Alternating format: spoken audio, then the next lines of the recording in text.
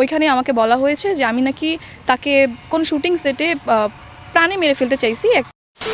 তোরা যারা যারা মনে করিস, তোমরা যারা যারা মনে করো আমি তোমাদেরকে টিম থেকে বের করেছি, তোমরা প্রুফ করো। আমি কাউকে কিছু বলি না, তার মানে এটা না যে আমি বলতে পারি না। ঠিক আছে, আমার ধৈর্যের বাঁধ ভেঙে গেছে। আমার চ্যাটার বাল এই সময় কম, শুরু করো। Hey hello bye brother, welcome back to my channel. আশা করি তোমরা সকলে অনেক অনেক ভালো আছো। আজকের ভিডিও টাইটেল দেখে কি বুঝলা? হ্যাঁ, আজকে কথা বলবো এক কন্ট্রোভার্সি নিয়ে, প্র্যাঙ্কিং এর কন্ট্রোভার্সি, আরোহী মিম শায়লার সাথে এবং সজীবের কন্ট্রোভার্সি। মানে বিষয়টা হলো এরকম হয়েছে, লাগছে হলো শায়লার সাথে এর আরোহী মিমের মারামারি, আর এর ভিতরে ঢুকে গেছে সজীবের কুকর্ম। হ্যাঁ ঠিকই শুনছো, আর্থিক সজীবের কুকর্ম। এই আর্থিক সজীবের সাথে নাকি শায়লার সাথে পরকের সম্পর্ক রয়েছে। তো চলো আজকে এই সব নিয়ে কথা বলবো, মেন ভিডিওতে যাওয়া যাক। স্ত্রী ও দুই সন্তানকে গ্রামের বাড়িতে পাঠিয়ে শায়লা সাথীর সাথে লিভ টুগেদার করছিলেন আর্থিক সজীব। সম্প্রতি আর্থিক সজীব ও শায়লা সাথীর বিরুদ্ধে এমন একাধিক অভিযোগ তুলেছেন আদ্রিতা তিথি ও সামিয়া সুলতানা।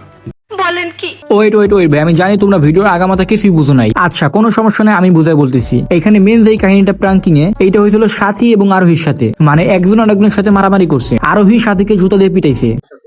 হ্যাঁ, আরোহী মিম সাথীকে জুতা দিয়ে পিটাইছে। হ্যাঁ, আর এই জিনিসটা অনেক বাড়াচের অনেক বড় গ্যান্দাম লাগছে প্র্যাঙ্কিং এ। আচ্ছা এই বিষয়টা একটু পরে বলতেছি, কি জন্য মারলো, কেন মারলো এবং এর পরিণতি কি, তা একটু পরে তোমাদের বলতেছি। আগে বলি, এই আরোহী এবং সাথীর গ্যাঞ্জামের ভিতরে দুইটা চুতিয়া মহিলা কেমনে সুবিধা নিল তা তোমাদের বলতেছি। বলি যে আমি তো কানাঘুষে অনেক কিছু বলছি, সাথে সাথে নাকি তোমার সম্পর্ক এটা কি আদৌ সত্য, আর সে আমার উপর রেগে যায়।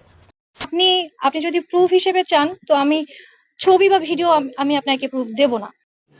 रुको जरा सबर करो।